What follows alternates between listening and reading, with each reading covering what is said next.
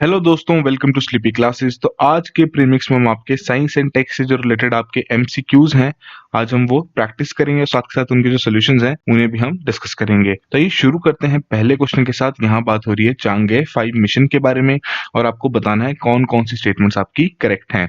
ठीक है जी। तो पहली स्टेटमेंट में कह रहे हैं कि रिसेंटली ये जापान द्वारा लॉन्च किया गया है।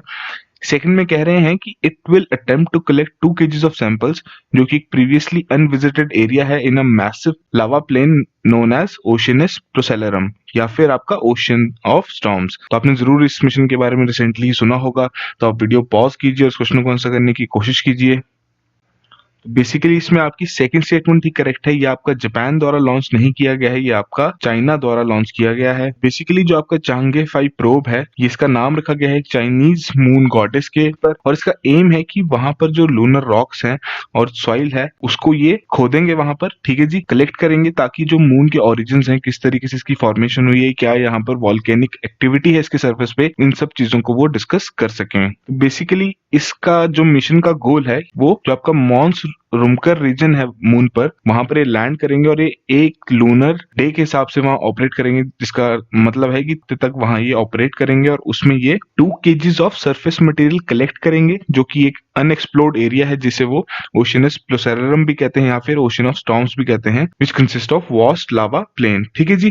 तो जो ओरिजिनल मिशन था जो 2017 के लिए प्लान किया गया था, वो डिले कर दिया गया था due to an engine failure in the Chinese Long March 5 launch rocket. ठीक है जी। अगर ये सक्सेसफुल रहता है इनका मिशन, चाइना थर्ड कंट्री बन जाएगी जिन्होंने किसी भी तरीके का कोई सैंपल रिट्रीव किया है मून से। ठीक है जी। यूएस और सोवियत यूनियन ने 1960s और 1970s में ये ऑलरेडी कर चुके हैं। तो बेसिक सी डिटेल्स देख लें। कुछ तो हमने डिस्कस कर लिया कि बेसिकली नाम क्या है, किसके नाम पर इस मिशन का नाम रखा गया है। ठीक है जी। तो इस मिशन में आपका एक ऑर्बिटर होगा, एक लैंडर होगा और एक एसेंट प्रोब होगा, जो कि सैंपल्स को लिफ्ट करेगा on board and will return them back to Earth. Probe में आपकी बेसिकली एक रोबोटिक आर्म अवेलेबल है, कोरिंग ड्रिल अवेलेबल है, एक सैंपल चैम्बर है, और it is equipped with camera, penetrating radar as well as spectrometer. Spectrometer basically आपको एक डिवाइस होता है जो कि यूज किया जाता है to measure wavelength of light over a wide range of electromagnetic spectrum. ठीक है जी। तो ये इंपॉर्टेंट क्यों है? सैंपल्स हमने पहले डिस्कस कर चुके हैं, इससे हम थोड़ा आइडिया लगा सकते हैं मून की एज के बारे में, किस तरीके से इसकी फॉर्मेशन हुई थी, या जियोलॉजिकल फीचर्स क्या क्या हैं, या फिर क्या सिमिलैरिटीज या डिफरेंसेस हैं इसके अर्थ के साथ। फिर एस्टिमेटेड डेट इसकी 15 दिसंबर के अराउंड रखी गई है, तो देखना यही होगा किस तरीके से सैंपल्स रिट्रीव कर पाता है या नहीं। ठीक है जी। सबसे पहला लूनर सैंपल कलेक्ट किया गया था ड्यूरिंग अपोलो 11 मिशन इन 1969। ठीक है जी। सो बेसिक सी डिटेल्स थी चंगे 5 मिशन से रिलेटेड। आइए सेकंड क्वेश्चन देखते हैं। तो यहाँ बात हो रही है आपकी Indian regional navigation satellite system के बारे में। ठीक है जी। और आपको बताना है कौन कौन सी स्टेटमेंट्स आपकी करेक्ट हैं। तो रिसेंटली इससे रिलेटेड आपकी करंट अफेयर में एक न्यूज आई है, तो वहीं से आपके लिए क्वेश्चन बनाया गया है। तो फर्स्ट में बात कर रहे हैं कि इसे रिसेंटली एक्सेप्ट किया गया है as a component of the world wide radio navigation system for operation in the Indian Ocean region. ठीक है जी। सेकंड में कहा जा रहा है कि ये डीआरडीओ द्वारा डेवलप किया गया है।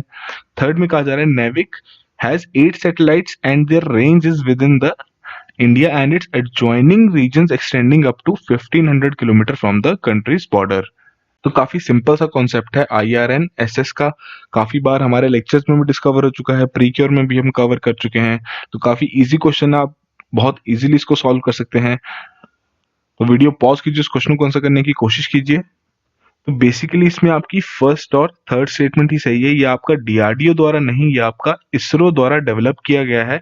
तो रिसेंटली ही जो Indian regional navigation satellite system है, इसे एक्सेप्ट कर लिया गया है as a component of world wide radio navigation system, जो कि अभी हमने फर्स्ट स्टेटमेंट में बिल्कुल करेक्टली प्रूव किया, by International Maritime Organization. Recently ही मैरीटाइम सेफ्टी कमेटी की एक मीटिंग हुई है इसी मंथ, जिसके चलते IRNSS को रिकॉग्निशन मिली है as a component of world wild life radio navigation system. ठीक है जी। तो इसके चलते जितने भी आपके मर्चेंट वेसल्स हैं वो अब इस सिस्टम को यूज कर पाएंगे, ताकि वो पोजीशन ऑब्टेन कर सकें similar to global positioning systems and global navigation satellite system. ठीक है जी। ताकि वो असिस्ट कर सकें in the navigation of ships in the ocean waters up to 1500 kilometre from Indian boundary. ठीक है जी। तो काफी सिग्निफिकेंट अचीवमेंट है ये Ministry of Port Shipping and Waterways की, डायरेक्टरेट जनरल ऑफ शिपिंग की and Indian Space Research Organisation की टुवर्ड्स आत्मनिर्भर भारत। बेसिक्स सी बात कर लें कि Indian regional navigation satellite system क्या चीज है, तो एक नेविगेशन कॉन्स्टलेशन है विच कंसिस्ट ऑफ 7 सैटेलाइट्स। 3 इसमें से आपकी जियो स्टेशनरी अर्थ ऑर्बिट में है और 4 आपके जियो सिंक्रोनस ऑर्बिट में है। ठीक है जी।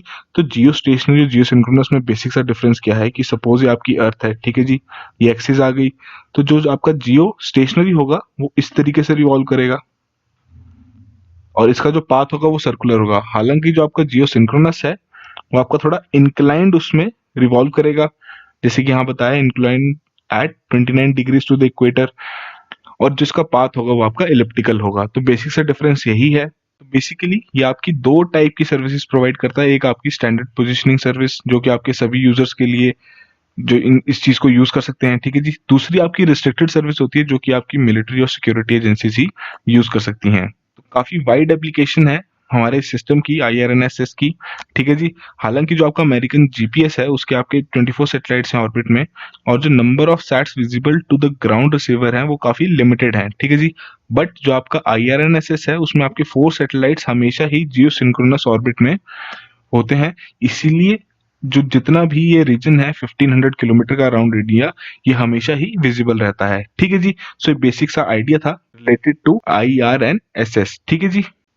थर्ड क्वेश्चन में आपकी बात हो रही है सिम्बेक्स 20 के बारे में, और ये पूछ रहे हैं कि ये मैरीटाइम एक्सरसाइज है between which countries, India, Singapore, Thailand. Codes यहाँ मेंशन्ड है। बहुत इजी सा क्वेश्चन है, सेटिंग क्वेश्चन है, बहुत इजीली आप सॉल्व कर सकते हैं। तो वीडियो पॉज कीजिए, इस क्वेश्चन को अटेम्प्ट कीजिए। यहाँ आपकी correct options first and second है। बेसिकली आपका इंडिया और सिंगापुर के बीच में ही एक मैरीटाइम एक्सरसाइज है। तो रिसेंटली ही इसका 27th एडिशन जो आपका India Singapore bilateral maritime exercise है सिम्बेक्स, इसका कंडक्ट किया गया है आपका इसी मंथ अंडमान सी में, ठीक है जी। तो इंडियन नेवी इस बार के एडिशन की होस्ट थी, और ये जो एनुअल एक्सरसाइज है दोनों देशों की नेवीज के बीच में, ये 1994 से कंडक्ट होती जा रही है। बेसिक साम इसका यही है कि पहली बात जो म्यूचुअल इंटरऑपरेबिलिटी है उसको एनहांस किया जा सके और बेस्ट प्रैक्टिसेस इम्बाइब की जा सके फ्रॉम ईच अदर। तो इंडियन साइड से जो हमारे डिस्ट्रॉयर राना है, इंटीग्रल चेतक हेलीकॉप्टर हैं, और जो इंडिजिनियसली बिल्ट कॉर्वेट्स हैं कमोटा एंड करमुक, साथ के साथ जो आपकी सबमरीन है सिंधुराज, उसके साथ P8 मैरीटाइम रिकॉनेसेंस एयरक्राफ्ट, इन सभी चीजों ने पार्टिसिपेट किया था इस एक्सरसाइज में, ठीक है जी।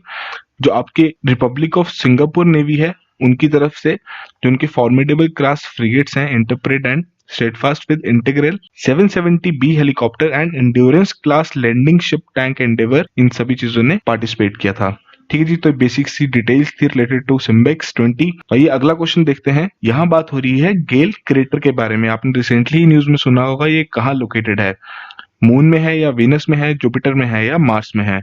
तो बहुत इजी क्वेश्चन, आप इजीली बता सकते हैं, बेसिक सी चीज पूछी गई है।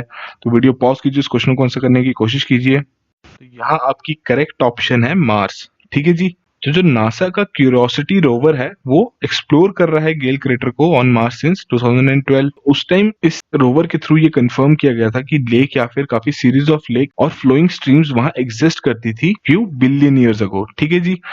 इससे काफी एक एविडेंस मिल जाता है कि जो मार्स था आपका वो काफी वेट प्लैनेट था and much more habitable environment था वहां पर जैसा कि अभी है, ठीक है जी। तो रिसेंटली ही जो साइंटिस्ट हैं उन्होंने अनाउंस किया है based on the analysis of Curiosity's data कि वहां पर एक और चीज पाई गई है जिसका नाम है मेगाफोल्ड्स। ये आपके जाइंट फोल्ड्स हैं which were likely to be caused by meteorite impact, और जो उस क्रेटर पर इम्पैक्ट किया था विद इनक्रेडिबल पावर, जिसके चलते जो रिपल्स रह गए हैं वो आज तक भी वहां दिखाई देते हैं। साइंटिस्ट का यहाँ ये मानना है कि जो हीट रिलीज हुई बिकॉज ऑफ द मीटेराइट इम्पैक्ट, उसी के चलते ये मेगाफोल्ड्स क्रिएट हुए हैं bye melting ice on the Martian surface, ठीक है जी। जो फाइंडिंग है ये काफी सरप्राइजिंग नेचर की है बिकॉज जो ये टेलटेल जियोलॉजिकल स्ट्रक्चर्स हैं ये पहली बार देखे गए हैं क्यूरियोसिटी ही द्वारा and had not previously been identified from the orbit, ठीक है जी। तो यहाँ भी आप देख सकते हैं जो क्यूरियोसिटी की लैंडिंग टारगेट थी जो गेल क्रेटर, यहाँ पर मेंशन है ये वाला एरिया, ठीक है जी। यहाँ पे भी आप अच्छे से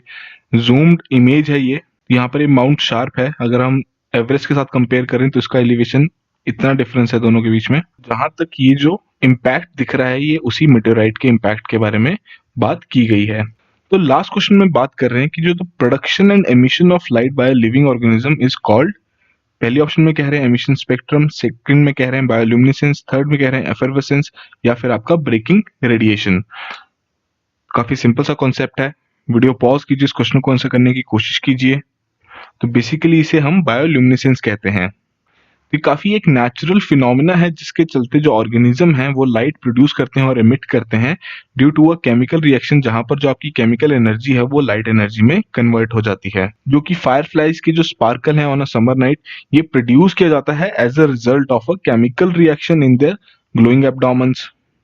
बायोल्यूमिनेसेंस आपकी होती है because of the chemiluminescence reaction, जहां पर जो आपका एंजाइम है ल्यूसीफेरेज वो कैटलाइज करता है पिगमेंट ल्यूसीफेरिन को। ठीक है जी, जो आपका रिएक्शन है वो सेल के अंदर भी हो सकता है या बाहर भी हो सकता है। काफी ज्यादा ऑर्गेनिजम्स प्रोड्यूस करते हैं luciferase which help them to accelerate the rate of reaction. और कुछ ऑर्गेनिजम्स इसमें ऐसे भी होते हैं जो ऑक्सीजन को बाइंड करते हैं ल्यूसीफेरिन के साथ इन अ फोटोप्रोटीन। जैसे कि आप देख सकते हैं इस पिक्चर में ये इस तरीके का फिनोमेना होता है। ये आज हमारे 5 क्वेश्चंस थे जो आज हमने डिस्कस किए हैं। आई होप आप में से सभी का स्कोर 5 आउट ऑफ 5 आया हो, बट जितना भी आपका स्कोर आया है कमेंट बॉक्स में जरूर मेंशन कीजिए। और इसी तरीके से जो आपकी ये दिन के 5 क्वेश्चंस हैं रिलेटेड टू डिफरेंट सब्जेक्ट्स, इन्हें रेगुलरली अटेम्प्ट कीजिए, रेगुलरली कहीं नोट कीजिए। आपका जब प्री का टाइम आएगा तो आपका एक कलेक्शन बन जाएगा क्वेश्चंस का, जिसे आप रिवाइज करेंगे तो काफी, हम कह सकते हैं मोस्ट ऑफ द सिलेबस आपका कवर इजीली हो जाएगा। ठीक है जी, so all the very best.